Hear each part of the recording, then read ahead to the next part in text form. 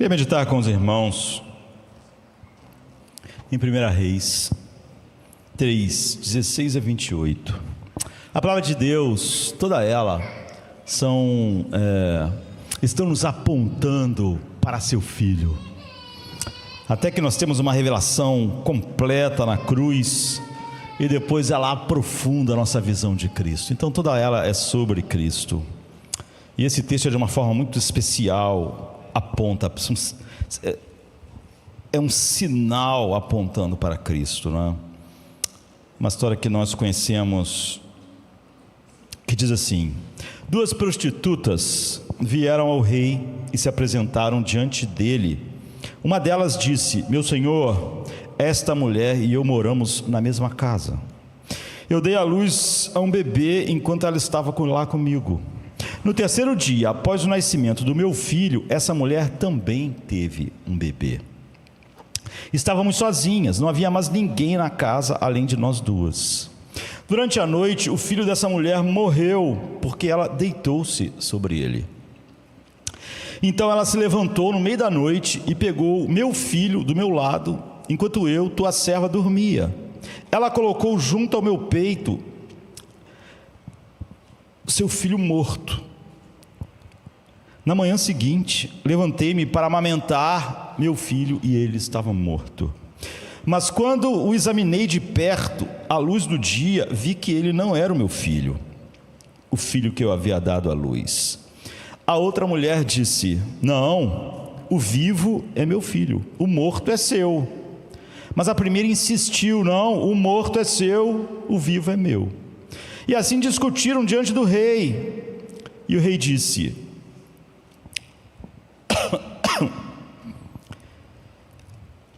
onde é que eu estou aqui? Ah, meu Deus. O que o rei disse?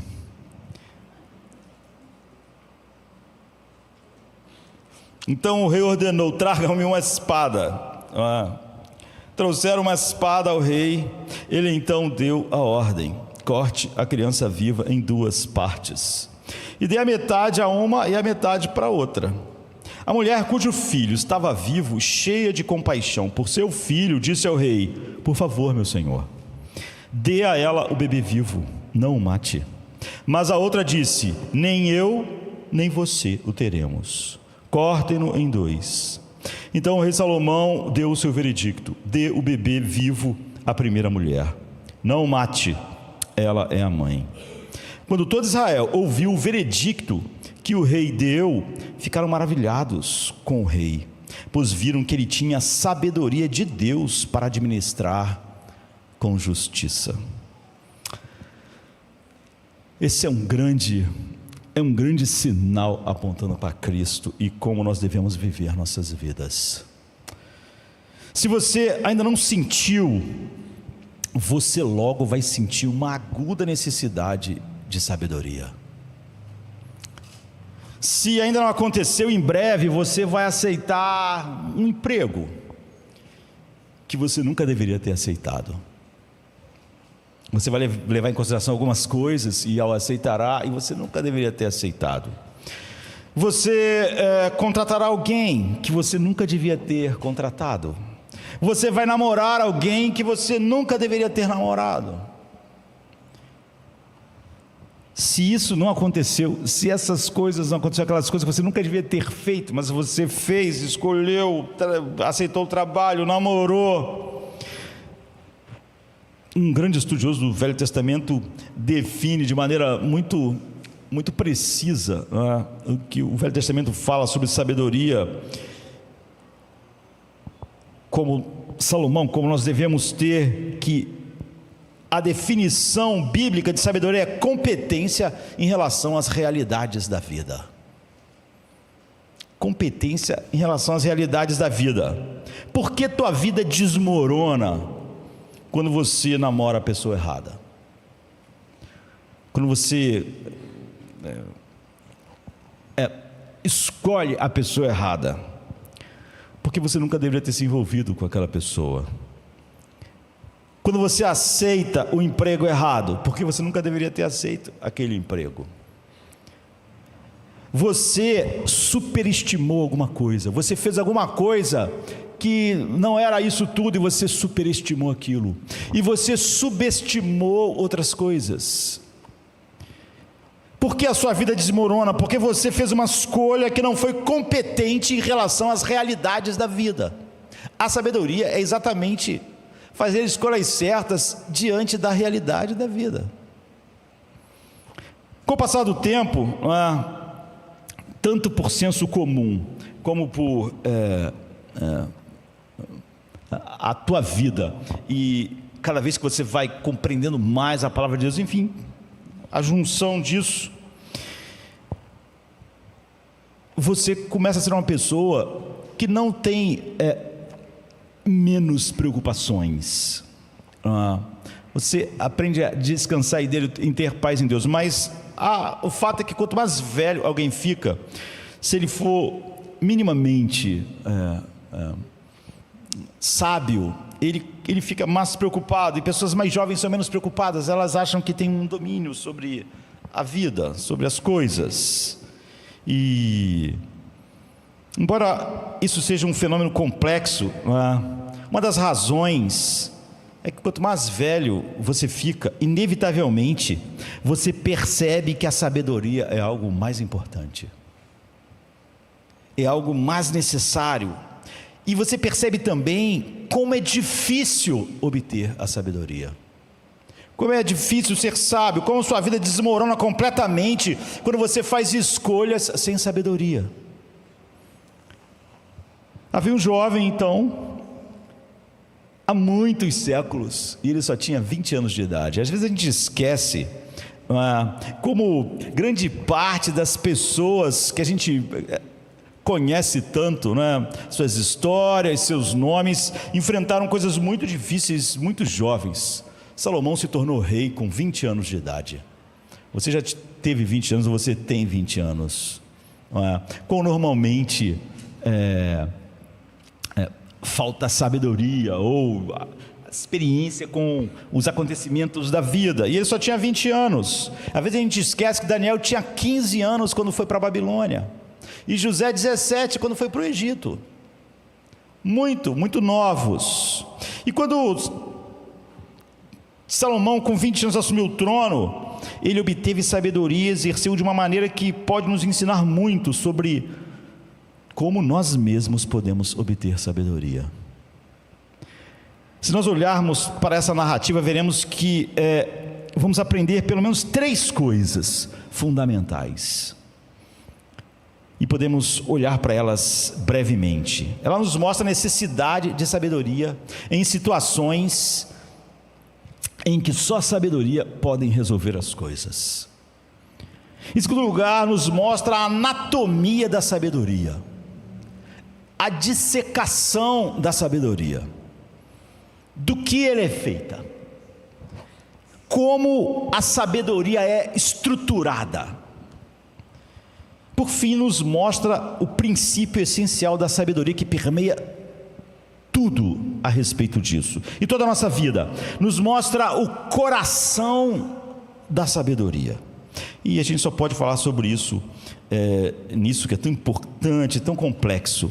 Então, a necessidade da sabedoria, de certa forma, essa é uma ilustração da ilustração, É o único caso onde a gente vê Salomão, que é dito ser o homem mais sábio, agindo, usando numa demonstração a sua sabedoria. É o único caso que temos, Que bom se tivéssemos muito, Temos os seus livros que nos dizem os tipos de situação que a sabedoria é mais necessária. A primeira característica da grande necessidade da sabedoria é o que, queridos? É quando a escolha, 2 coisas se apresentam para nós. E é aí que você precisa de sabedoria nas encruzilhadas da vida. E muitas encruzilhadas vão aparecendo. Você se depara com uma encruzilhada: devo casar ou não devo casar? Devo estudar nessa escola ou naquela outra escola? Devo aceitar esse emprego ou aquele emprego? Devo ter essa carreira ou aquela outra carreira? Devo ficar no Rio de Janeiro ou devo morar em outra cidade? Devo persistir nesse projeto ou devo abandoná-lo? Você chega em encruzilhadas, você percebe que todos nós nessa sala estamos com um problema um pouco maior do que as outras gerações. Na civilização ocidental hoje, na cultura ocidental hoje, na cultura que nós nascemos e vivemos, nunca houve um grupo de pessoas mais necessitado de sabedoria do que em todos os tempos. Por quê, queridos? Porque nós temos 100 vezes mais encruzilhadas do que todas as outras culturas e gerações passadas. Nunca ninguém teve tantas encruzilhadas como a nossa geração. No tempo de Salomão, no tempo de Jesus, no tempo dos reformadores, no tempo dos puritanos, nenhuma dessas épocas haviam tantas encruzilhadas. Quanto mais encruzilhadas, mais você precisa de sabedoria. Essa época que tem mais. Você pode dizer, como assim? Por que há mais encruzilhadas hoje do que havia na época de Salomão ou de José? É porque a cultura tradicional decidia por você. Nas culturas tradicionais, alguém escolhia sua esposa, alguém escolhia o seu marido. Você não tinha que escolher. Sua família ia fazer isso. Você não vê Abraão mandando ir buscar a esposa de Isaac? Nas culturas tradicionais, geralmente as pessoas te diziam o que você ia fazer. Seu avô trabalhava com ferro, teu pai trabalhou com ferro e você ia trabalhar com ferro. Existiam menos encruzilhadas, não é? Qual seria seu trabalho quando você crescesse? Então, você já sabia. Em que cidade você viveria? Na cidade da tua parentela, no teu clã.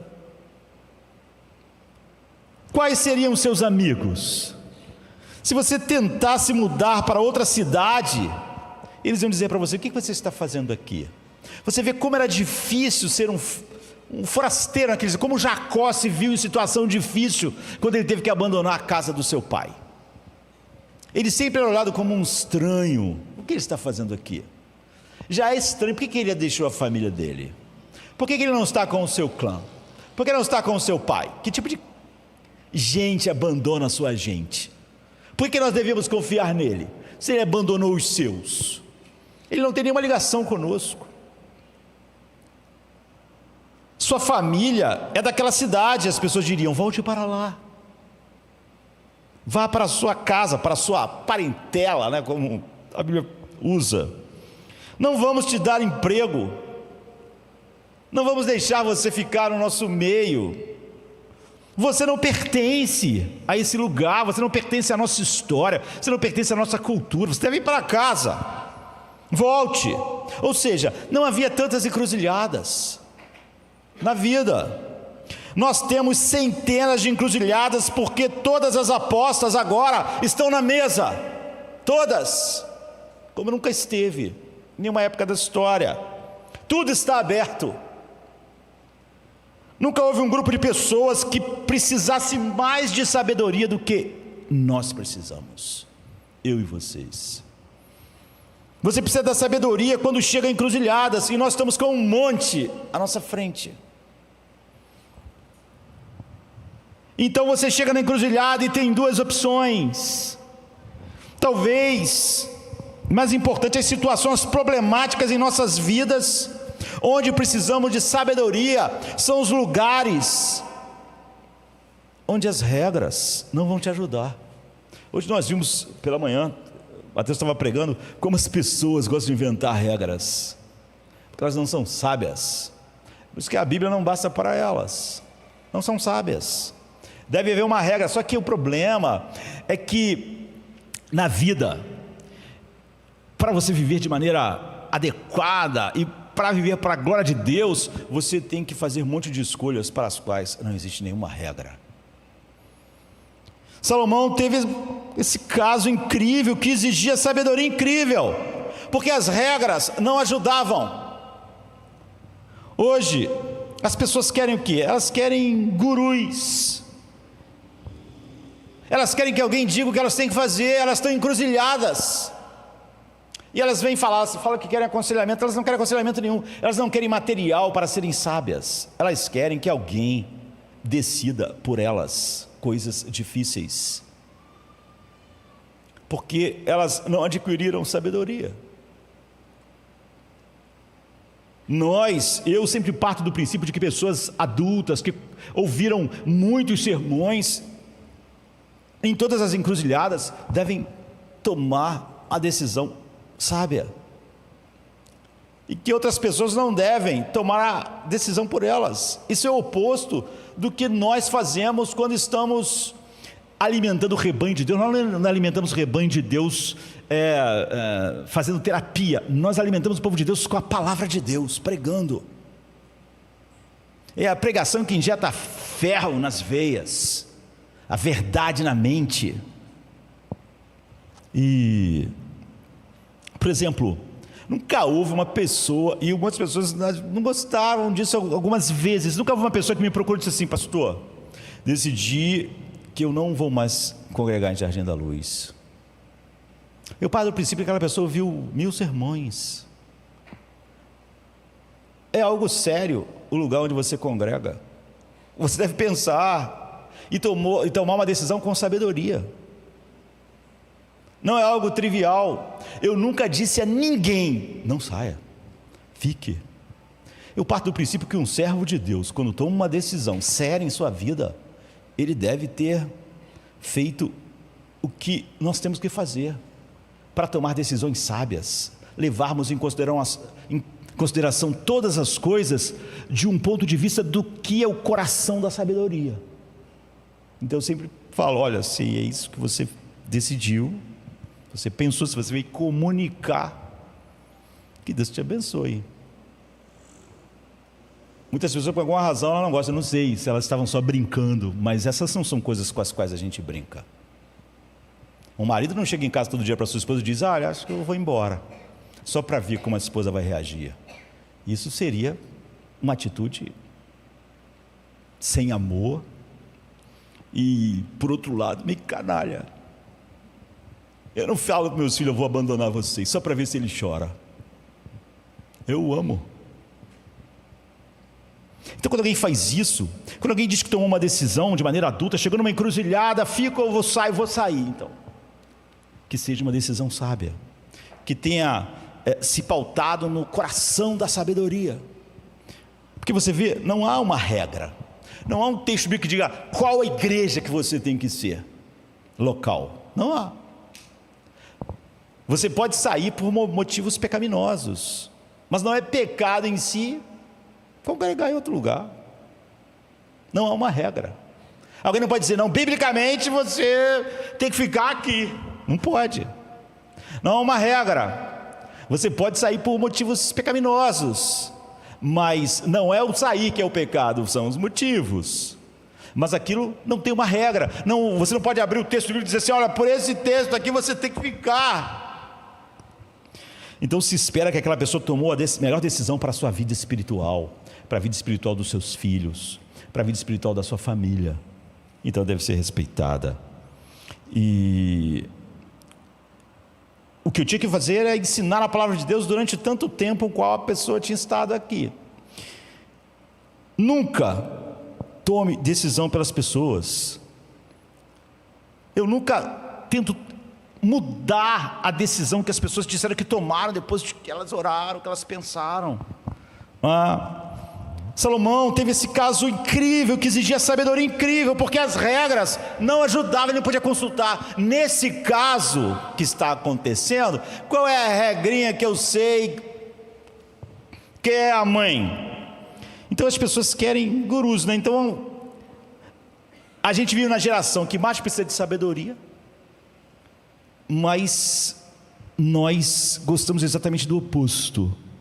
E depois às vezes reclamam que há pastores e lugares que ficam dizendo que as pessoas têm que fazer na vida delas, mas quase sempre é o que as pessoas querem. E é por isso que às vezes as pessoas vão de guru em guru. Então, por exemplo, se um homem e uma mulher estão discutindo sobre quem deve criar um filho, quase todas as sociedades dão regras aos juízes, para eles saberem julgar. Eles têm regras para olhar aquela situação. As sociedades decidem se o marido ou a esposa seriam o melhor pai ou mãe solo. O ideal, não é que não houvesse pai solo nem mãe solo, mas um pai, uma mãe e filhos. Mas se vai ter que haver pai solo ou mãe solo, as sociedades avaliam quem é melhor como solo, mãe solo ou pai solo.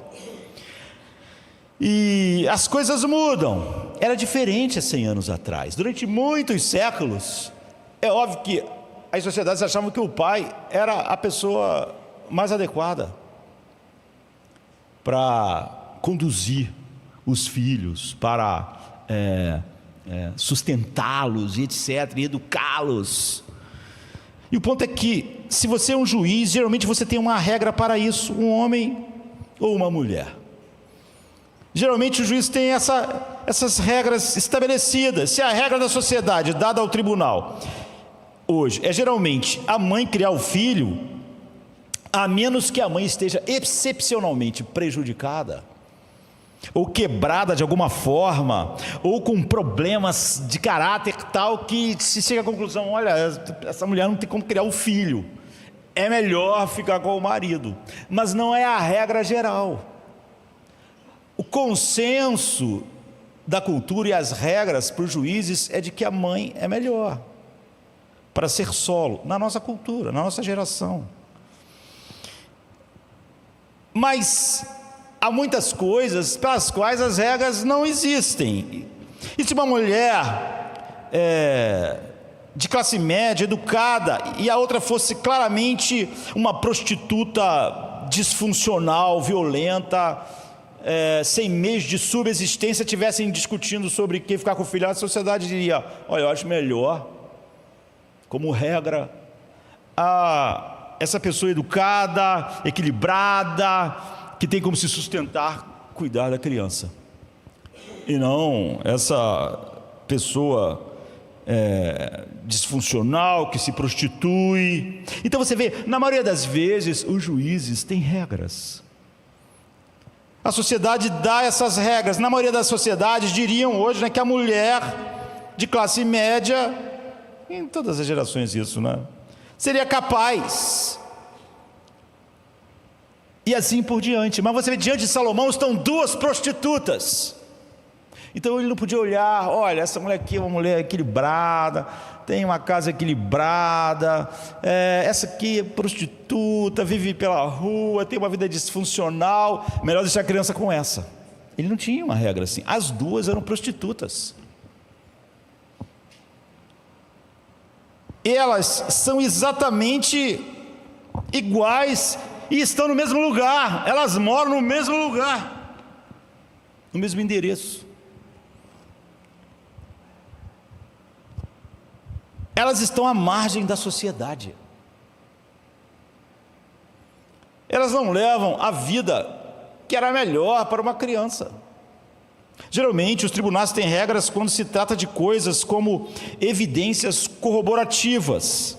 Mas o versículo 18 deixa bem claro que ninguém mais poderia corroborar uma com a outra. Ou seja, há uma regra de que, olha, ela disse que o filho é dela, a outra disse que o filho é dela, mas tem uma testemunha que estava lá e viu, e já conhecia o filho da outra, e realmente o filho dessa aqui é o vivo, mas não tinha ninguém. Você vê, quando você lê a história, que diz assim: só nós duas estávamos lá. Não há nenhuma testemunha, só há a minha palavra e a palavra dela. Há um filho morto e um filho vivo. Nós duas somos prostitutas. Ela matou o filho dela, deitou em cima do filho dela morreu. Aí eu estava dormindo de madrugada, ela foi lá, botou o filho morto perto de mim, pegou meu filho vivo, levou para perto dela, e quando acordei de manhã, meu filho estava morto. Mas quando ficou tudo claro e eu pude olhar, eu vi que ele não era o meu filho, era o filho dela. Agora, você tem duas mulheres, as duas são prostitutas, uma está dizendo que é a mãe, é a outra está dizendo que é a mãe, a outra está dizendo que é ela que é a mãe, e que o filho morto é de uma e o filho é da outra. É aqui que você precisa de sabedoria, você vê? Salomão podia estar diante do caso que você diria: não tem solução para isso, porque não tem testemunha. Ele não pode usar aquelas regras. Essa é uma pessoa que tem uma vida equilibrada, para a criança ficar, para a criança ser educada, para a criança ser sustentada. Não, as duas eram prostitutas, as duas moravam no mesmo lugar. Os problemas em nossas vidas são aquelas encruzilhadas, onde regras não podem descartar uma opção. Eu caso com essa pessoa ou com essa? As duas são cristãs. De maneira geral, parece que é uma escolha meio sem regras. Nosso problema é que há duas pessoas para casar e ambas estão de acordo com as regras. São cristãs, são servos de Deus, etc, etc. Então não tem regra. Ninguém pode dizer para mim: não, biblicamente você está errado nessa escolha. Você pode escolher um, você pode escolher o outro. Segundo as regras não dizem qual carreira você escolher. Não dizem. As regras não me dizem: esses são os lugares que você precisa mais de sabedoria. Grande parte das coisas com as quais a sua vida vai honrar ou não a Deus não estão no terreno de nenhuma regra bíblica.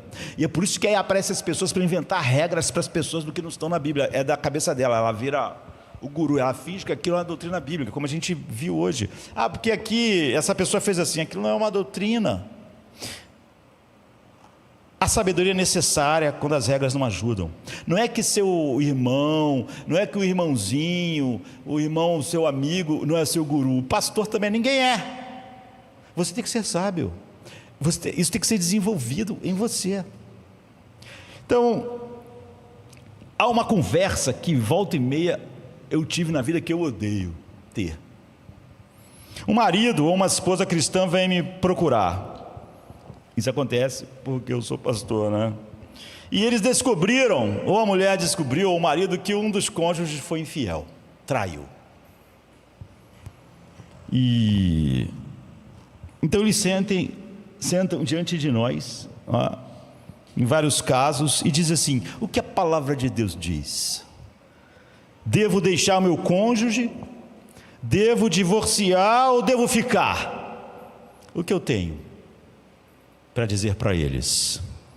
Quando eu olho para eles, eu tenho que dizer: você tem o direito de se divorciar e tem o direito de ficar. Segundo a palavra de Deus, ao trair, quebrou a aliança. Você tem o direito de perdoar, como você tem que perdoar todos os seres humanos, mas você está livre. Mas você pode também perdoar e pode reconstruir seu casamento. Você pode. A Bíblia não diz que você tem que ficar. Não diz que você deve ficar. Você tem que decidir por si mesmo se você vai restaurar o seu casamento ou vai partir. A Bíblia não diz se você tem que partir ou que você tenha que restaurar seu casamento. A pessoa diz: bem, isso significa que não há uma resposta certa. Não, é claro que é uma resposta certa. É claro que há uma resposta certa. Infelizmente, a resposta certa é a resposta sábia. A outra escolha vai ser tola. Você está entre escolher algo sábio e algo tolo. Não são as duas coisas iguais. Às vezes, a resposta sábia será ficar e perdoar. Às vezes, a resposta sábia será partir. As duas, você vê, não estão contrárias ao ensino, mas é óbvio que uma é sábia, é óbvio que outra é tola. Em vez de confiar nas regras, você terá que confiar na tua competência para as realidades da Bíblia formada em você pelo coração da sabedoria. Você vai ter que ser sábio para tomar a melhor escolha. Eu não vou dizer que você deve partir, nem vou dizer que você deve ficar. Você vai ter que fazer isso. Você vai ter que ser sábio. E se a pessoa me perguntasse, então quer dizer que qualquer coisa que eu faço está certo? É óbvio que certo no sentido de que está desobedecendo o que a Bíblia diz, estará. Mas haverá uma resposta certa, haverá uma resposta sábia e uma resposta tola.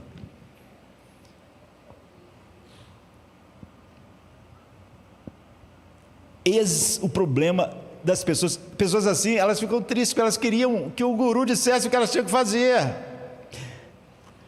A questão é que o que eu tenho que perguntar a essa pessoa é o seguinte: você conhece o seu coração? Você conhece, ou pelo menos acumulou o conhecimento necessário sobre o coração do seu cônjuge? Você conhece os tempos e as estações? Uma decisão será certa, a outra decisão será tola. Uma será errada nesse sentido de tolice. Você saberá em 5 anos. Você não pode aqui confiar nas regras, porque não há uma regra. Você terá que confiar na sabedoria. É melhor eu sair de uma cidade onde eu estou, que tem uma igreja centrada na Bíblia, só porque vou ganhar um pouco mais de dinheiro para um lugar onde não tem? É pecado eu sair dessa cidade? É óbvio que não é. É pecado eu não ser dessa igreja? É óbvio que não é. É melhor? Você terá que ser sábio. E vai ter que descobrir que tipo de sabedoria rege a sua vida. E eu disse que eu odeio essa conversa, mas certamente eu não odeio mais, nem de longe, do que a pessoa que ouviu. Era tudo o que ela não queria ouvir. É que ela devia ser sábia. E que ela vai descobrir rapidamente, em pouco tempo, se ela foi sábia ou tola, pela escolha que ela fez. E é por isso que as pessoas enlouquecem ao ler Provérbios, porque elas não entendem Provérbios. Provérbios é um livro de sabedoria, mas as pessoas insistem em ver Provérbios, a não ser quando o Provérbios está falando sobre uma doutrina bíblica que está tipificada em outros lugares. A Bíblia diz assim: o coração do rei é como ribeiros de água na mão do Senhor, para tudo que quiser ele inclina. Falando sobre a soberania de Deus, é óbvio que isso é a doutrina, porque a Bíblia inteira estabelece isso. Mas os provérbios em si, ele é um livro de sabedoria, ele não é um livro de regras. Se você, por exemplo, ler Provérbio 26, no Provérbio 26 tem versos 4 e 5. E eles são muito estranhos se você não entende que Provérbios é um livro de sabedoria. Porque o versículo 4 diz assim: não responda um tolo conforme a sua tolice. Quando você perceber que alguém é tolo, não discuta com ele na tolice dele. Verso 4. Aí no verso 5 diz assim: responda o tolo conforme a sua tolice. Como assim? O verso 4 diz que eu não devia responder o tolo conforme a tolice dele. E o verso 5 diz que eu devo responder o tolo segundo a tolice dele. Não respondas o tolo segundo a sua tolice, para que também você não se faça tolo igual a ele, numa discussão tola. Mas aí no 5 diz: responda o tolo segundo a sua tolice, para que o tolo não seja sábio aos seus próprios olhos. Então ele diz que você deve, em algumas situações, responder o tolo na sua tolice. Em outras situações, você não deve. Você vê, não é uma regra, é um provérbio, é um livro de sabedoria. Você vai ter que ter sabedoria para saber quando você responde o tolo e quando você diz: não vou discutir com o tolo. Porque você diz: bem, qual é o certo? O certo é pegar uma pessoa irracional e entrar no debate com ela para tentar refutar essa pessoa irracional, ou é melhor, como uma pessoa irracional, simplesmente se afastar e sequer entrar em discussão com ela? Qual é a resposta certa segundo o livro de Provérbios? Às vezes é um desastre discutir com um tolo, e às vezes é um desastre não discutir. É um livro de sabedoria. Você não pode confiar em regras, você tem que confiar na sua competência para as realidades da vida. É sábio responder a essa pessoa? Não é sábio responder a essa pessoa? É o que o Provérbios está dizendo para você, você vai ter que ter competência para se relacionar com a realidade da vida. Isso é sabedoria. Quase todo mundo provavelmente conhece algumas palavras que gostaria de poder retirar. Eu nunca devia ter dito isso. Eu nunca devia ter falado. Palavras que você disse a alguém e elas arruinaram algo ou criaram um problema maior. E você sabe quantas vezes as palavras que você gostaria de poder retirar não estavam erradas. Não existia uma regra que diga falar isso está errado, mas não era sábio. Muitas palavras que você diz assim, eu gostaria de nunca ter dito isso. As palavras que você disse não estavam erradas, mas ainda se você diz eu gostaria de nunca, você discutiu com um tolo, e você não foi sábio para aquela realidade da vida dizer, isso aqui eu não vou discutir. Então eu vou te dar 3 regras para as palavras, não é? Que todas as nossas palavras devem conter. Elas têm que ser honestas, elas têm que ser justas, mas há uma terceira coisa, elas têm que ser bem intencionadas. Quando eu digo algo para alguém, para ferir, para machucar, a minha intenção vai fazer isso ser boas palavras ou não. Então elas têm que ser honestas, têm que ser verdadeiras. Eu não estou falando aquilo só porque com essa pessoa eu falo isso e com outra pessoa eu falaria outra coisa. Elas têm que ser justas, têm que estar de acordo com a verdade de Deus. Mas a motivação do meu coração para falar aquilo tem que ser uma motivação boa para aquela pessoa, que a abençoe. Você não está lá apenas para machucar as pessoas. Essa palavra é honesta e está de acordo com a Bíblia. Se você queria machucar aquela pessoa, então essas palavras não foram corretas. Você está dizendo isso com sinceridade, tentando ser útil, honestas, justas e bem intencionadas. Essas são as regras. No entanto, muitas vezes as suas palavras são honestas, justas e bem intencionadas, e o sábio diz, não vou dizer isso ao tolo, não vou falar, não vou entrar nessa discussão. Por quê? É isso que o autor de Provérbios está dizendo. Apesar daquelas palavras serem honestas, justas e bem intencionadas, você é sábio para lidar com as situações da vida.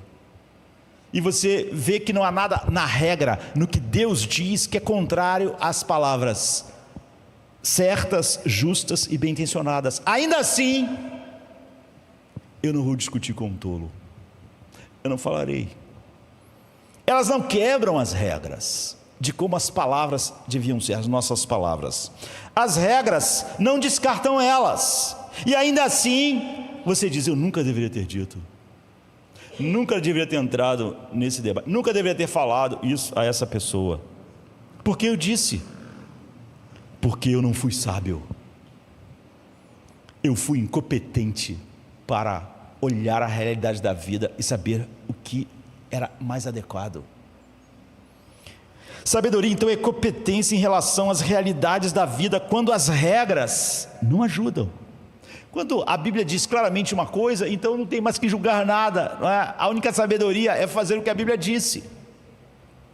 Quando a Bíblia claramente fala sobre algo, como estávamos falando hoje de manhã, o que a Bíblia diz claramente, e o que a Bíblia, não, ainda que fale claramente algo sobre determinada situação, não tece todos os detalhes, deixou ali o espaço para a sabedoria, não é? Agora, quando a Bíblia diz que algo é errado, é pecado, que o ensino é herético, tem uma discussão, não é?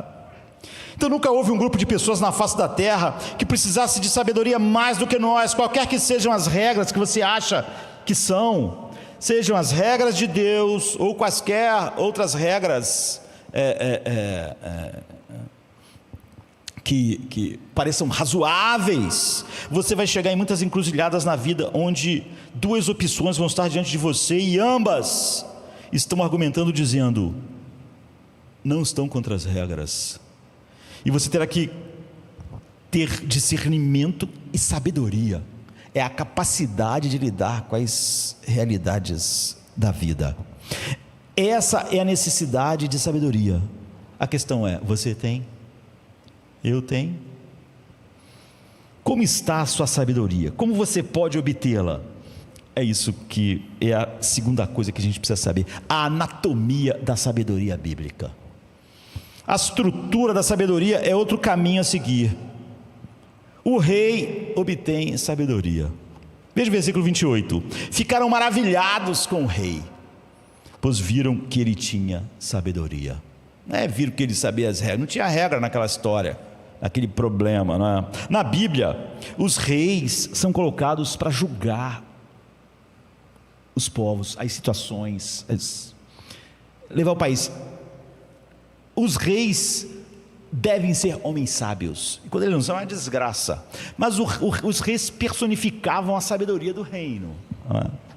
As pessoas vão aos reis porque é onde elas esperam que a sabedoria esteja. Então as pessoas levavam seus casos lá ao rei, não é? E aqui está o princípio fundamental, e a gente tem que gastar alguns minutos rápidos nisso, porque são importantes. Aquilo que você mais reverencia na sua vida, seja o que for, é o seu rei. Tua sabedoria vai vir dali. Seja qual for o poder dominante, seja qual for o que você mais se coloca sob autoridade, essa é a fonte da sua sabedoria. Ou seja, tua sabedoria, a sabedoria sempre emana de um rei, sempre emana dessa figura de autoridade. Se você tem o verdadeiro rei, você tem verdadeira sabedoria. Se não tem, você vai ter a sabedoria daquele rei. Há uma sabedoria, porque essa palavra há uma sabedoria segundo o mundo, há uma sabedoria segundo Satanás, há uma sabedoria segundo Deus. Tudo é sabedoria daquele rei. Qual o rei que você está? Qual o rei que está sobre você? A sua sabedoria nunca vai acima daquilo do rei, nunca vai. Isso quer dizer o seguinte: se você tem um rei vermelho, tua sabedoria vai ser vermelha. Se você tem um rei amarelo, tua sabedoria vai ser amarela. Se você tem um rei preto, a sabedoria vai ser preta. Se você tem um rei verde, a sabedoria vai ser verde. Você não tem como fugir disso, porque sua sabedoria é completamente determinada. Seu Senhor é o princípio da sua sabedoria. Qual é o seu Senhor, no entanto? O que a Bíblia ensina é que se qualquer coisa, exceto Jesus, o próprio Senhor, é o verdadeiro rei em sua vida, a sabedoria com a qual sua vida está operando é, na verdade, tolice em seus próprios termos. E existe uma quantidade grande de reis. Deixa eu mostrar o que eu quero dizer. Primeiro, a gente não tem tempo muito para elaborar isso, não é?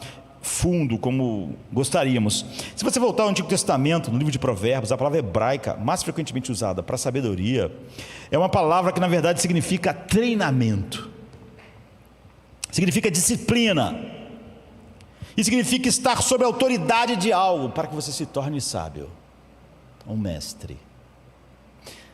No Antigo Testamento não há sabedoria sem estar sob a autoridade de algo, servindo a algo, se entregando a algo, e isso religiosamente, no sentido de entrega mesmo. Há um livro antigo, uma obra antiga de sabedoria hebraica, escrita 180 anos de Jesus nascer.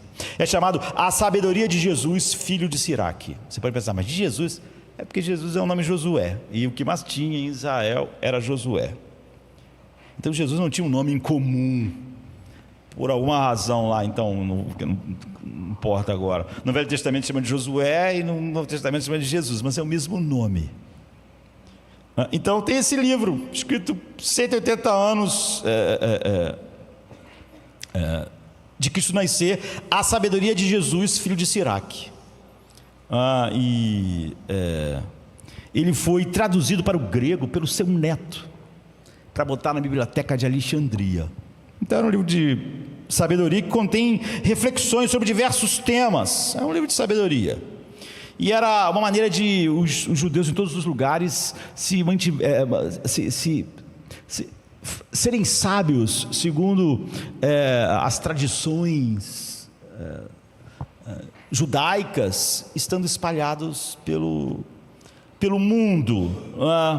E o neto de Ben Sira traduziu o livro para o grego em Alexandria, mas há um trecho no livro que é muito interessante, diz assim: vinde a mim, ou venham a mim, vocês que desejam sabedoria, e alojem-se na minha casa de aprendizado, comprem-na para vocês sem dinheiro, curvem o seu pescoço para o meu jugo, estejam prontos a aceitar a disciplina, vejam por si mesmos o grande descanso e paz que vocês vão encontrar se vocês tomarem o meu jugo.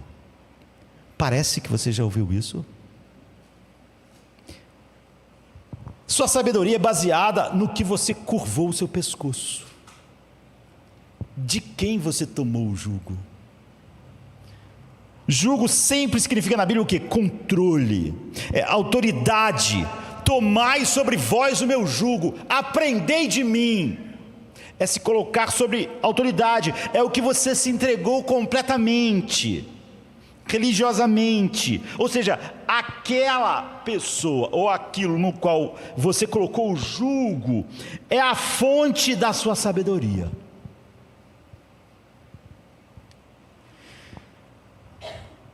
Então deixe-me apenas mostrar rapidamente. E se você disser, bem, eu sou budista, sou judeu, sou cristão, sou ateu, eu não estou falando no que você diz que é, não é?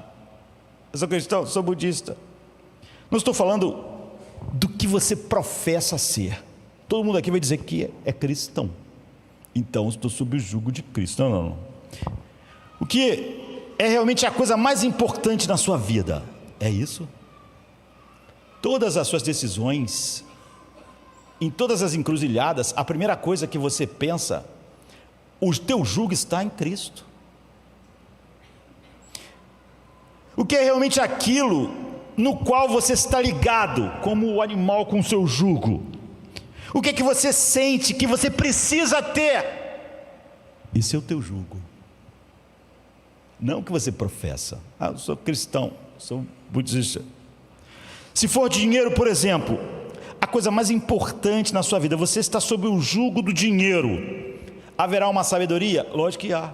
Eu disse, se o teu rei é vermelho, tua sabedoria é vermelha. Se o dinheiro é o teu rei, ele bota o seu jugo sobre você, e a tua sabedoria não vai conseguir escapar disso. Aqui está qual será a sua sabedoria. Você vai chegar numa encruzilhada, teu emprego, ele te satisfaz, se encaixa, mas você vai ganhar menos. Aquele outro emprego, ele está exatamente adequado a seus dons, suas capacidades, mas paga menos. Qual é a única coisa que você vai levar em conta? O dinheiro. Ele sempre vai dar a última palavra, porque a tua sabedoria está no rei que tem o jugo sobre você.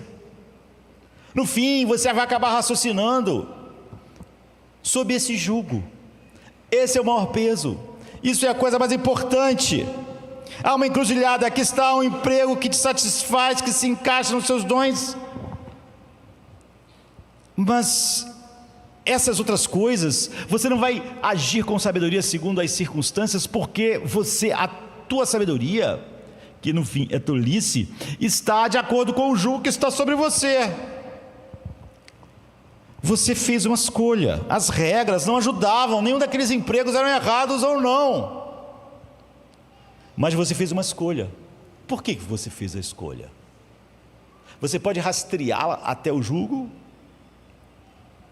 até o que diz para você: tomai sobre vós o meu jugo, aprendei de mim, a minha sabedoria vai conduzi-los. Por causa da sua prioridade, por causa do que é mais importante para você, você vai raciocinar em termos daquilo. Aqui está a questão: qualquer sabedoria que emana de qualquer rei, exceto o verdadeiro rei, é na verdade tolice nos seus próprios termos, porque é isso que acontece o tempo todo. Se o dinheiro é a coisa mais importante na sua vida, você escolhe um emprego tão somente baseado na sabedoria que ele traz. Você se esgotará, talvez você escolheu aquilo que vai te deixar, depois você vai dizer que você está esgotado, que essa vida não é horrível. Então, a sua sabedoria, como o teu jugo, o teu reino, o dinheiro, levou as considerações. Você não foi sábio para lidar com as realidades da vida. Você quer casar, casar é o teu jugo, ter uma família. Quero ser feliz. Tolo, ele faz disso a sua própria sabedoria, e tudo é a respeito dele ser feliz no casamento. Normalmente pessoas assim são infelizes, porque eles depositam tudo sobre aquele rei, e eles se decepcionam. Há tantos exemplos. Se o dinheiro é a coisa dominante na sua vida, você vai você vai tomar decisões às vezes para fazer coisas eticamente impróprias. Por que alguém só nega o imposto?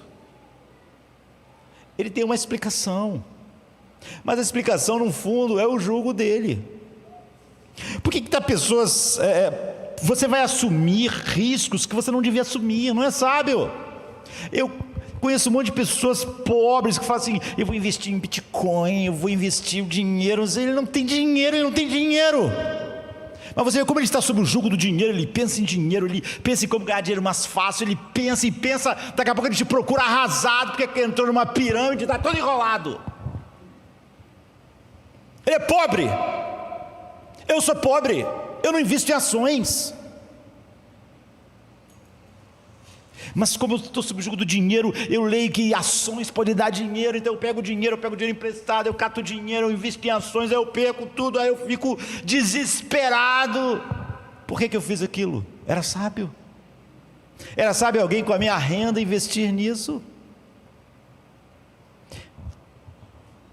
Você chegará em encruzilhadas, e você vai assumir riscos, se o dinheiro, você está sob esse jugo, que vai te levar ao desastre financeiro, mas que você não tomaria, se esse não fosse o teu rei.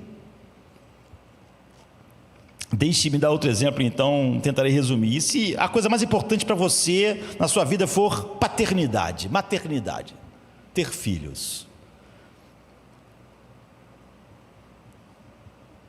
você meio que vai viver a vida através dos seus filhos, sabe? Porque o teu jugo é a maternidade. Você quer se realizar a partir da paternidade ou da maternidade, e você vai pressionar o seu filho para fazer coisas que não se encaixam nele. Não, você tem que ser médico.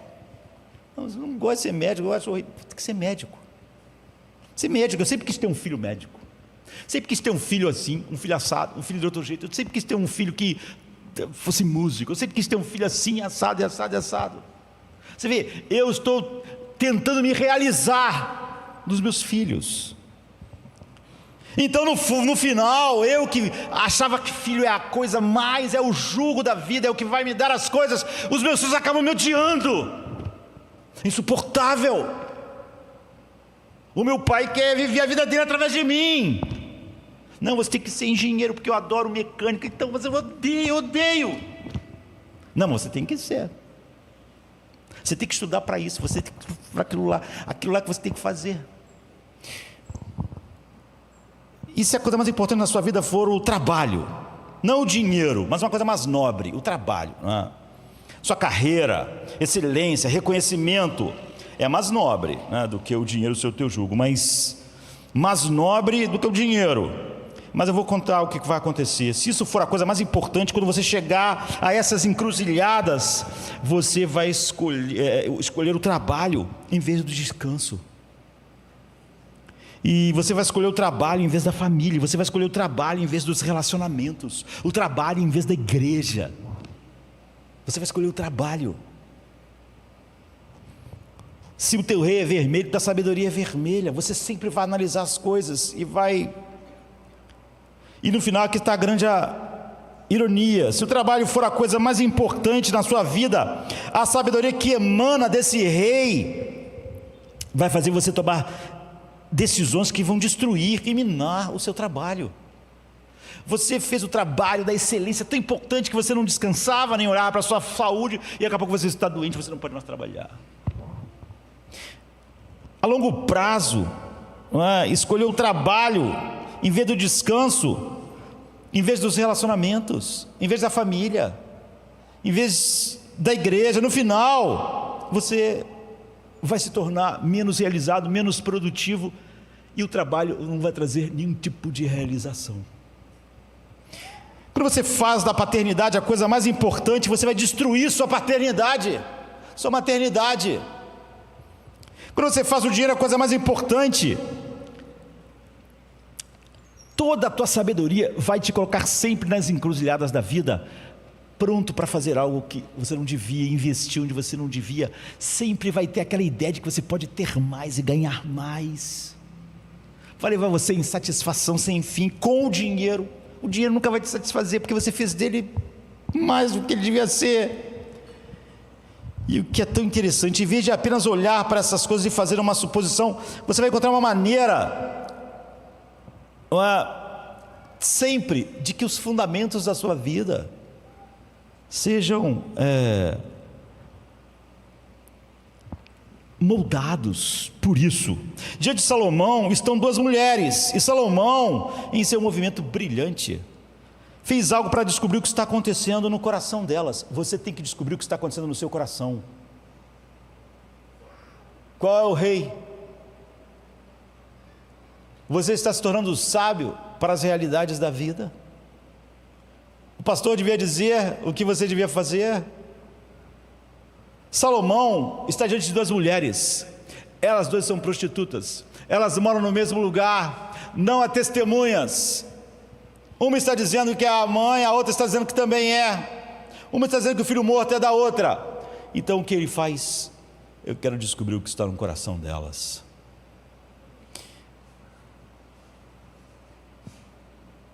E o que é tão interessante, em vez de apenas olhar para elas e fazer uma suposição, eu acho isso, ele encontra uma maneira de elas revelarem a ele sua sabedoria, porque elas tinham uma sabedoria que também era guiada pelo rei, porque, como eu disse, seu rei é vermelho, sua sabedoria é vermelha.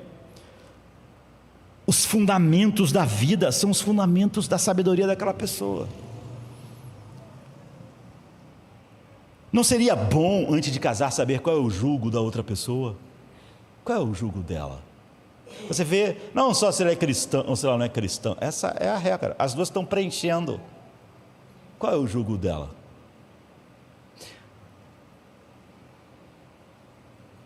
Trabalho, família, dinheiro. Há um eco assim: tomai sobre vós o meu jugo. Salomão pega a espada.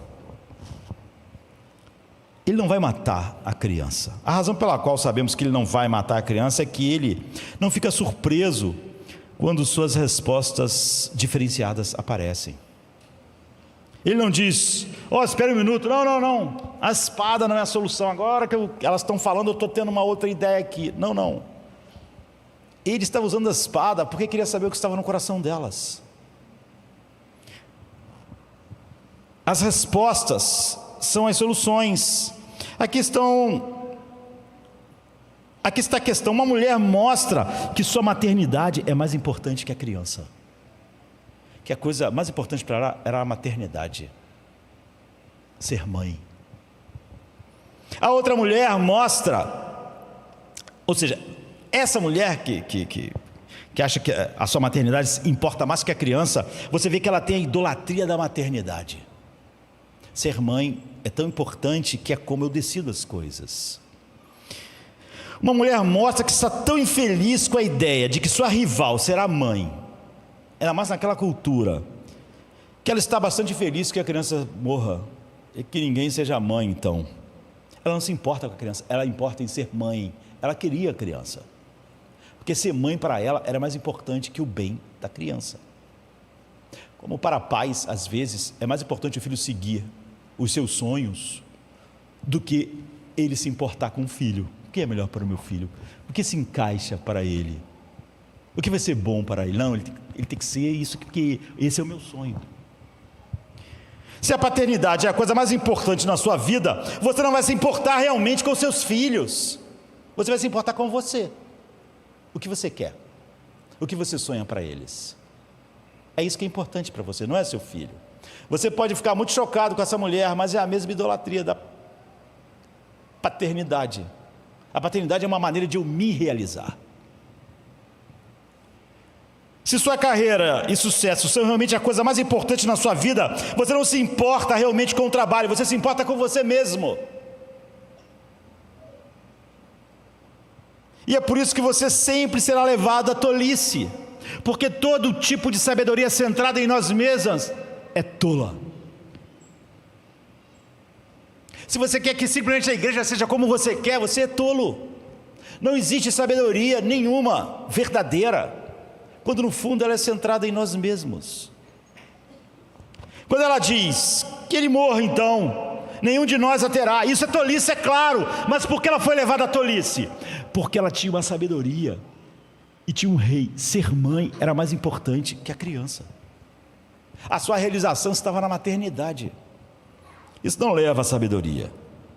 Qualquer um ouvindo isso imediatamente diria: essa mulher não deve ser a mãe da criança.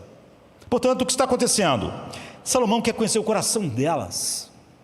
Qual é o jugo delas? Ela é uma tola. Mas por que ela é uma tola?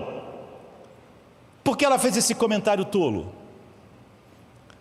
Porque a maternidade é o seu jugo, a maternidade é a sua autoridade. E ao buscar isso, ao buscar ser mãe como a coisa mais importante da vida, ela estava disposta a coisas que são totalmente tolas. Ao querer se realizar na carreira do seu filho, você vai ser tolo, vai ser destrutivo. Buscando, ela perdeu. Buscando ser mãe a qualquer preço, ela perdeu. Buscando salvar a maternidade, ela perdeu.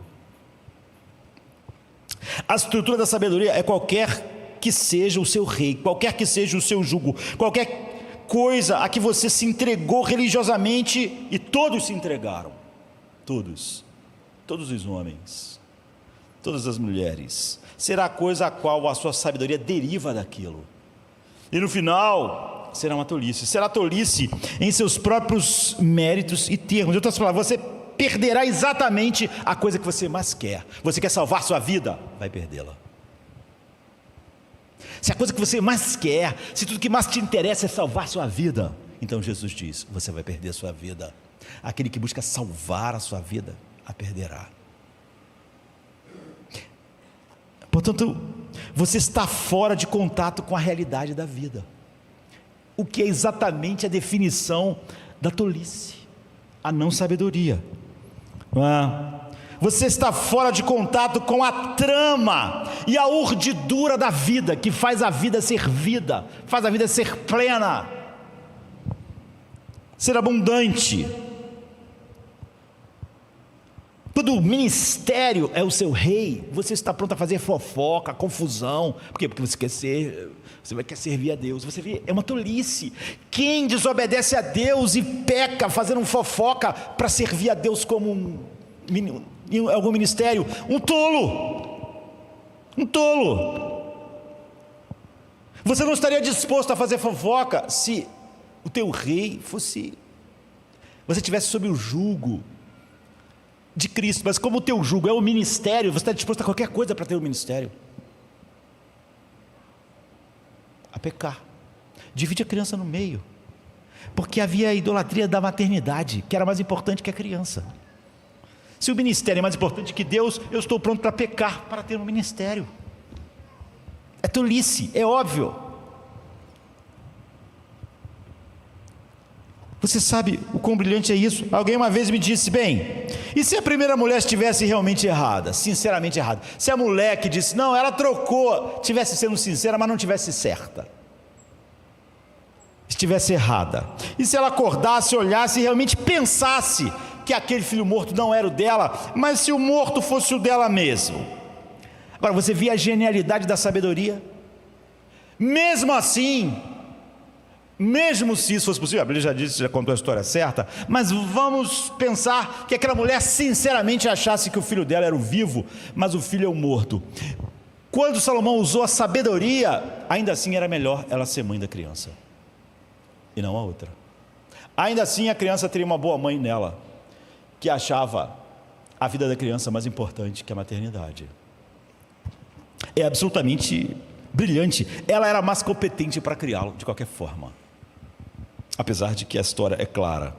E em terceiro lugar, o princípio essencial então da sabedoria. A genialidade é que Salomão, com esse movimento, revela a sabedoria do mundo e a sabedoria divina. Porque a primeira mulher nos mostra a essência da verdadeira sabedoria. Ela nunca é centrada em nós. A primeira mulher nos mostra o segredo do universo, o segredo da salvação. Se você se agarrar a isso, você tem um significado de tudo o que a sabedoria é e o que o evangelho é. A sabedoria do mundo, na segunda mulher, é que ela buscou algo e perdeu. Ela queria a criança de qualquer maneira, porque ela queria ser mãe de qualquer maneira, e ela queria isso mais do que a criança. A sabedoria divina dessa outra mulher, você vê, ela abriu mão de algo. Não, deixa a criança viver. Eu não vou ser mãe então, mas a criança vive. A criança viver é muito mais importante do que eu ser mãe. Ela perdeu e então ela achou. Ela abriu mão de algo e ela ganhou, porque a essência da verdadeira sabedoria é que o caminho para cima é para baixo. Ela não pensou nela, agradar a si mesmo. Ela pensou na criança. Eu não pensei que meu filho deve ser médico, engenheiro, qualquer coisa. Eu penso nele. Então, eu tenho um filho. O caminho para encontrar sua vida é perdê-la. O caminho para obter poder real que você não pode perder é se submeter. O caminho para obter liberdade real que você não pode perder é servir. O caminho para obter riquezas reais que você não pode perder é dar. É por isso que Jesus diz: basta beber, aquela coisa é dar. É óbvio que se o teu jugo é dinheiro, você sempre vai perguntar ao pastor quanto você tem que dar. Esse é o seu problema. Há uma sabedoria que diz: fique com todo o dinheiro, ganhe mais dinheiro, guarde mais dinheiro. É totalmente inútil as pessoas que fazem esse tipo de perguntas. Há uma sabedoria, ela vai seguir a sabedoria a qual está sobre o jugo. Ela nem teria um problema. Barnabé não foi procurar os apóstolos: eu devo vender tudo esse terreno, eu devo dar. Ele não foi fazer essas consultas. Ananias e Safira pensaram em maneiras de guardar uma parte, mesmo sem ter a obrigação de dar nada. É o rei, é o jugo. A sabedoria deles levou eles a pensar que podiam mentir para o Espírito Santo, mas pareceu muito razoável para eles, porque é óbvio que o jugo deles não era o jugo de Barnabé. Aquilo dilacerava o coração deles. Barnabé era o José das Consolações. Barnabé não pensava como eles.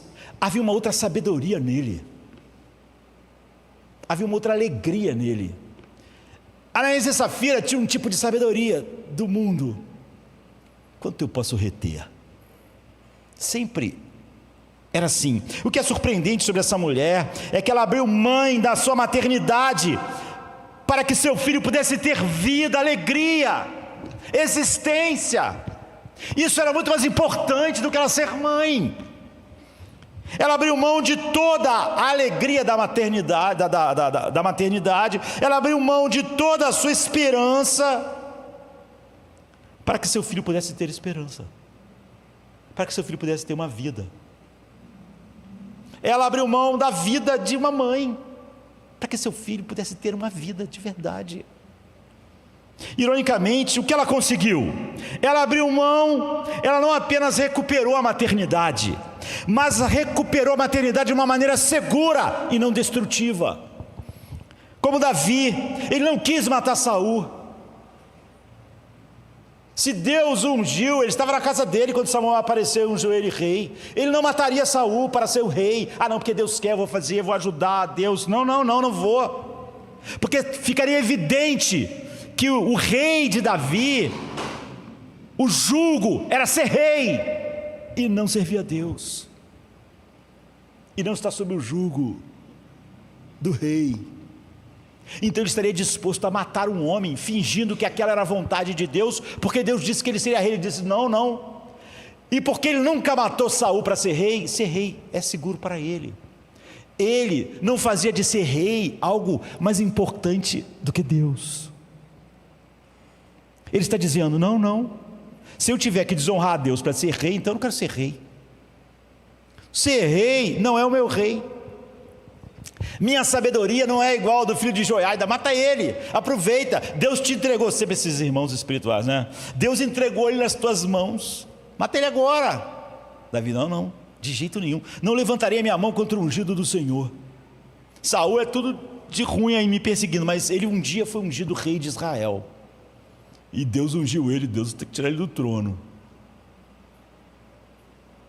Então era seguro para Davi ser rei, mas se Davi tivesse a ambição de Salomão de ser rei, é óbvio que não era seguro ser rei, seria destrutivo. Então ela recuperou uma maternidade que agora ela vai conduzir bem. A criança nunca vai ser menos importante que a maternidade para ela. A criança sempre foi mais importante, portanto é seguro ela ser mãe. Quando você abre mão, você não só recebe, mas é seguro ter aquilo.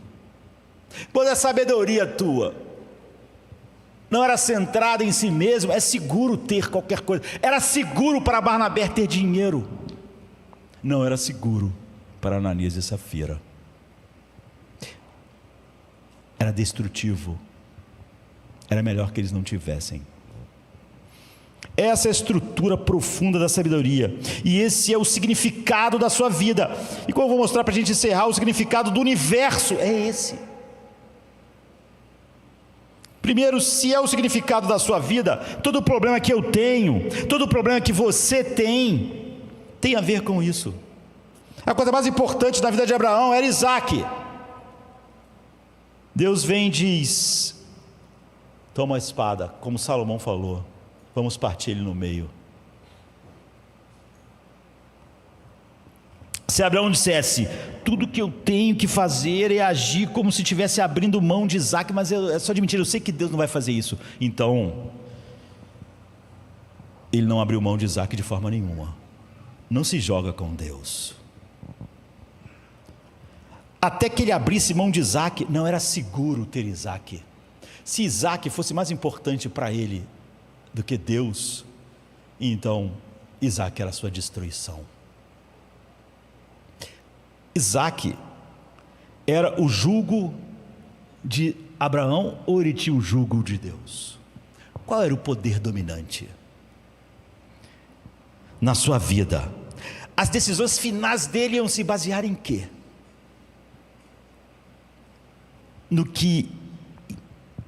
No ego, ou em algo além dele mesmo? Você vê toda a tolice que estaria na vida de Abraão se ele dissesse: não, eu tenho que ter Isaque, eu tenho que ter Isaque de qualquer maneira. Nunca mais seria seguro Isaque, nunca mais ele poderia honrar a Deus com Isaque. Ele perderia. Ele não poderia ter um filho da promessa que fosse mais importante do que quem prometeu. Quem tenta achar sua vida a perde. Mas todas as sabedorias do mundo estão centradas nas mesmas coisas. No final, a coisa mais importante daquela mulher era a maternidade, porque a coisa mais importante para ela era ela mesma. Da outra, a coisa mais importante era a criança, não ela era ela mesma. Então a maternidade não era um ídolo, não tinha um jugo. Então a maternidade não era perigosa, era segura para ela, e segura para a criança também. Em cada instância, em cada situação, essa é a decisão que você e eu temos que tomar. Temos que encontrar maneiras de abrir mão das coisas e de estar disposto a dizer: pegue a espada, como Salomão. E o que você vai responder quando a criança for ser partida? A coisa mais importante é você, É o que você sente? É ser mãe? Você vai dizer: parta a criança. Você sempre vai agir de acordo com o seu rei, porque ele é o princípio da sua sabedoria. Se na decisão de casar é a coisa mais importante para você, você vai ser tolo e não vai ser feliz, porque o rei casamento não pode entregar o que ele promete. E se você está disposto a desonrar o rei para colocar o seu jugo sobre o casamento, então você vai perder o que você achava ser a coisa mais importante do mundo, porque quem busca salvar sua vida a perde. Às vezes há uma espada sobre as coisas que são mais queridas para nós, e você diz o quê? Como, meu Deus? Como Deus, tu pode estar fazendo isso? Botou essa espada podia estar em qualquer coisa, mas não sobre Isaac. Não podia estar sobre essa coisa, porque essa coisa é muito importante para mim. Você está agindo como aquela mulher.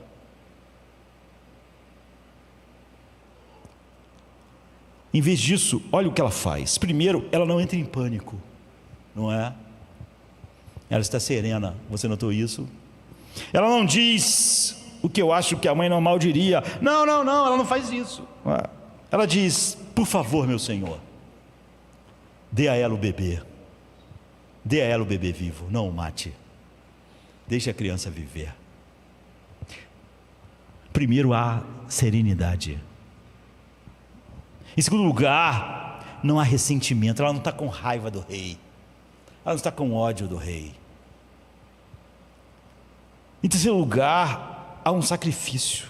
Essa mulher que abriu mão do seu filho, da sua maternidade, agora ela pode recuperar a maternidade. Aqui está o que eu estou dizendo nesse fim. Alguns de nós, de vocês, gostariam de casar, até que você esteja disposto a dizer: Senhor, eu abro mão de casar ou não casar. Tu és mais importante que o casamento para mim. O casamento será seguro para você. Se você falar: eu tenho que casar, Deus, vai ser uma desgraça o seu casamento. Você acha que a sua felicidade está toda condicionada a esse Deus chamado casamento? Você vai descobrir que Ele não é um bom Deus, e você vai perder o que você mais queria. Quem busca salvar a sua vida, a perde. Quando você tentou salvar a sua vida pelo casamento, então, o casamento não vai te salvar. Não é seguro para você, será uma fonte de problemas, de insatisfações, de frustrações. Você não vai poder saber lidar com os problemas do casamento.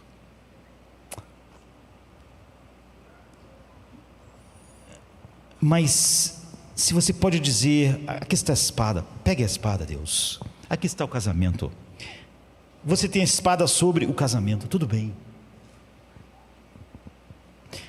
Você não percebe que até dizer isso, você vai matar qualquer um que se case com você. Vai dizer que aquela pessoa não te faz feliz, que ela não é tudo o que devia ser.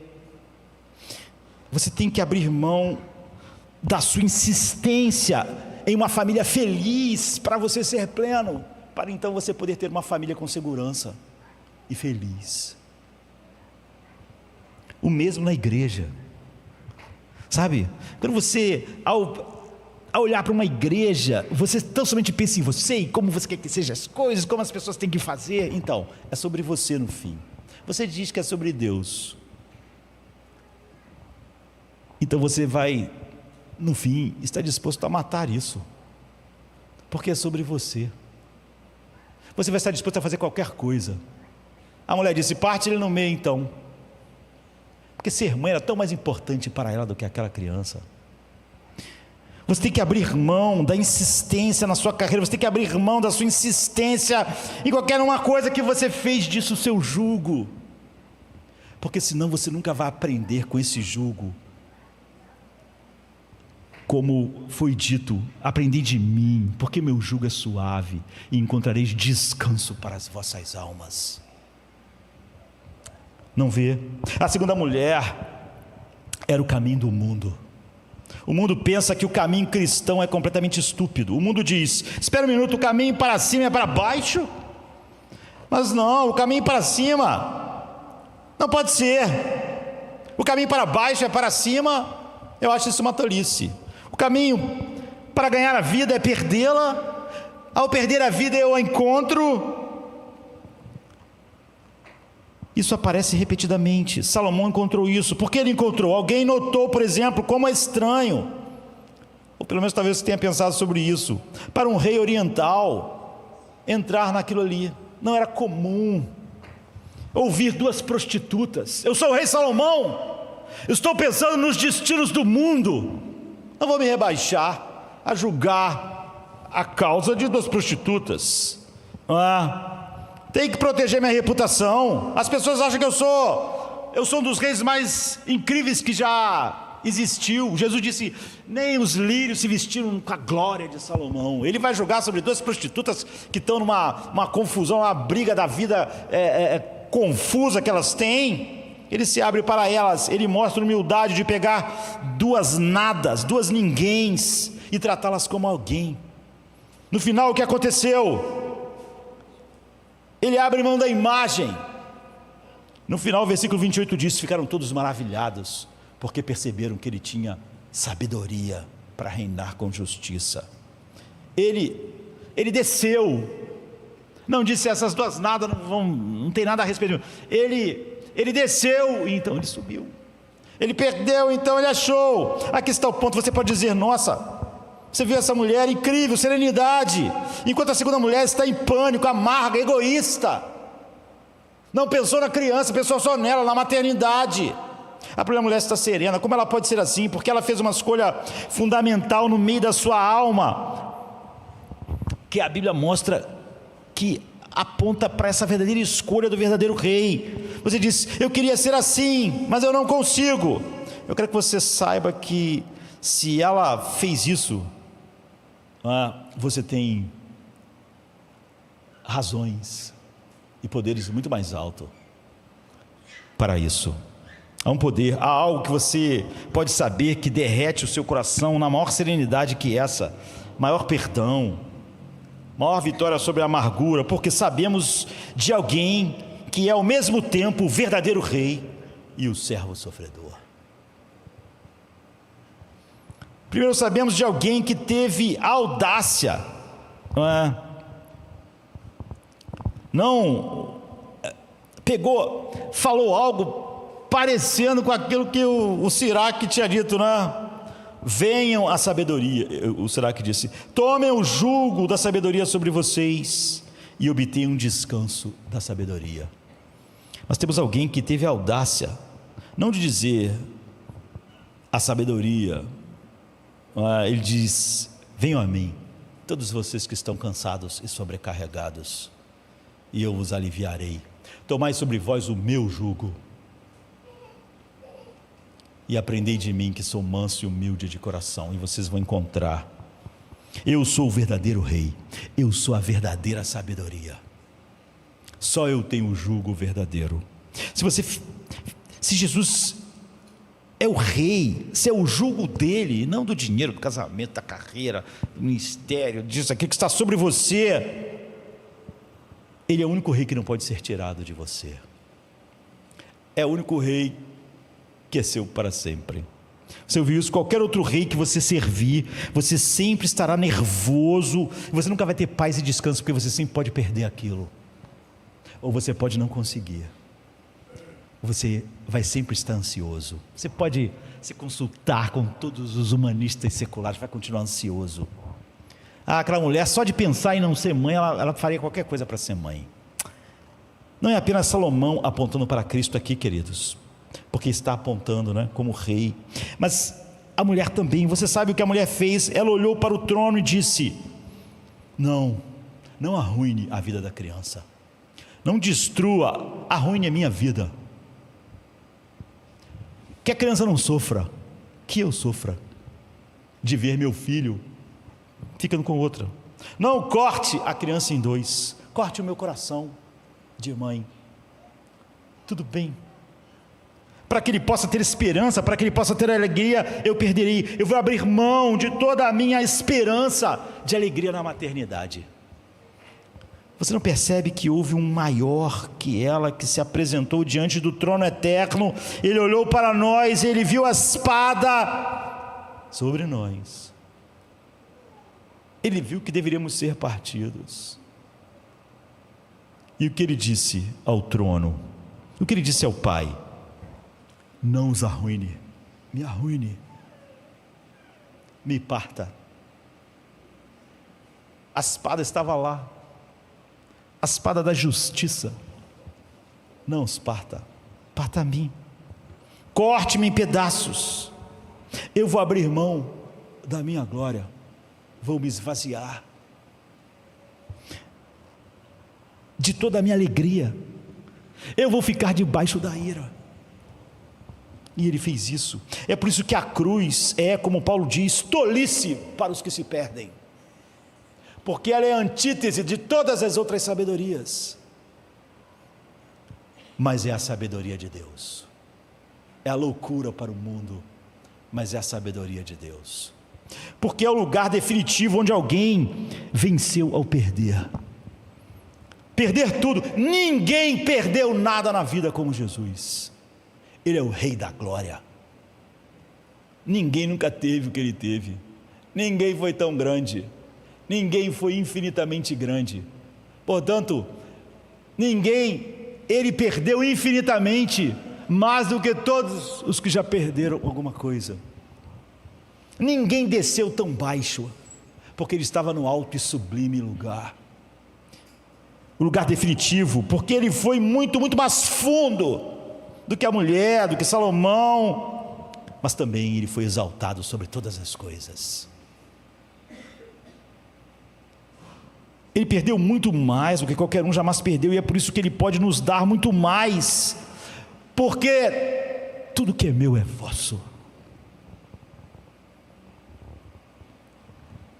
O jugo da maternidade, o jugo do casamento, o jugo do dinheiro, o jugo do reconhecimento, não é o jugo de vocês, porque vocês vão seguir a sabedoria do jugo de vocês. Você o vê fazer isso por você, você entendeu que ele fez isso para salvar aqueles que o Pai deu a ele. Isso começou a derreter seu coração. Ele é o único rei que você não pode perder. Você pode perder qualquer coisa, e você vai perder tudo. Todos vão. Você não vai conseguir segurar nada nesse mundo que você diz que é seu rei, ou debaixo do qual sabedoria você está, do jugo. Ele é o único rei que te perdoará, e se você tiver como seu verdadeiro rei, você será sábio, porque você não vai pensar nas coisas simplesmente quando não há uma regra, você ainda vai pensar com categorias muito mais altas. Quanto eu tenho que dar? Você pensa numa categoria mais alta, não é uma regra. Quando você pensa em ser mãe, você não vai deixar o jugo da maternidade tomar as decisões. Todos os outros reis, no fundo, estão centrados em você mesmo. Em resumo, se você não tem certeza de que é cristão, alguém pode dizer assim, não, todos temos certeza. Vou colocar de outra forma. Se você sabe que Deus não é a coisa mais importante na tua vida, e não é a coisa que realmente leva você a tomar as decisões, que Jesus não é a coisa mais importante na sua vida, eu vou dizer para você, desista da sabedoria dele. Quando ele diz, tomai sobre vós o meu jugo, ele está dizendo, abracem a minha sabedoria,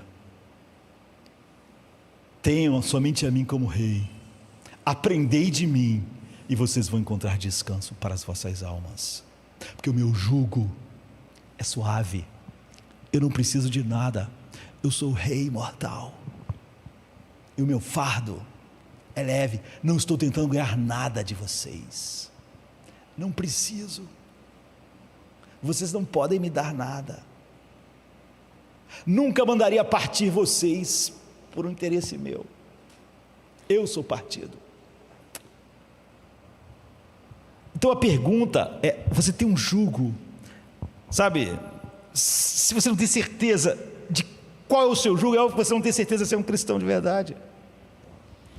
Então há algo que é o significado da sua vida, e só ele tem que ser esse significado, ele tem que ser a razão pela qual você se levanta de manhã, ele tem que ser a coisa pela qual você se alinha. Tudo você pensa em termos de se alinhar com ele ou não.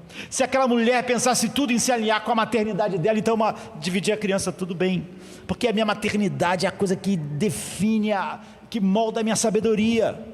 Mas como a criança era mais importante, então ser mãe não era esse tipo de sabedoria que ia guiá-la. Não importa quantos sermões você ouça, você sempre vai precisar de gurus, vai precisar de perguntar qual é a regra, porque o seu jugo às vezes é o dinheiro, é o casamento. Você não pode realmente seguir qualquer outra coisa que não seja aquilo que é o maior interesse do seu coração. Então você não está sob a sabedoria de outro, porque os outros reis, no fundo, é a maneira com que nós somos centrados em nós mesmos. Bem, você disse, isso é incrível. Por um lado, ele é o rei, a sabedoria vem do rei, isso significa ouvir a sua palavra, mas a palavra de Deus não vai dizer cada um daqueles detalhes, então, mas o seu coração não vai estar centrado, o que é melhor para mim? Dinheiro é melhor, então eu vou tomar decisão baseado nisso. Você vai estar pensando em coisas mais altas, você vai buscar em tudo conhecê-lo cada vez mais, para cada vez mais o jugo dele estar sobre você, para que você tenha certeza que você não está tomando decisões pela idolatria disso, daquilo ou daquilo outro, porque na verdade, e você diz assim, e as decisões que eu tomei que não foram sábias? Então, ainda assim, ele traz uma paz imensa, porque se seu vizinho for o homem mais sábio da história do mundo, isso não faz de você mais sábio. Ele pode morar lá da tua casa, mas se o rei for, quem é mais sábio no mundo, então você já está numa situação totalmente diferente. 1 Coríntios diz que ele foi feito da parte de Deus, sabedoria, justiça e santificação e redenção para você. Ele é sua sabedoria. Se o vizinho fosse o cara mais sábio do mundo, ele não é a sua sabedoria, então isso não é te ajudar, você não é ser sábio, mas ele sendo a sua sabedoria, o que significa que você pode ter paz, mesmo as decisões erradas que você tomou no passado. Sature-se da verdade, certifique que você não está sendo controlado por falsos governantes, ao tomar essa decisão, centrado em si mesmo, e então, tome a decisão que, de fato, naquelas encruzilhadas sem regras, você está sendo conduzido com a intenção focada em glorificá-lo, porque ele é a nossa sabedoria. Se você cometer, ainda assim, porque nenhum de nós, mas quando isso não acontecer, ele ainda é a sua sabedoria. Finalmente a vida não está nas suas mãos, a história e o fim. Ele vai fazer daqueles irmãos idiotas de José as 12 tribos de Israel.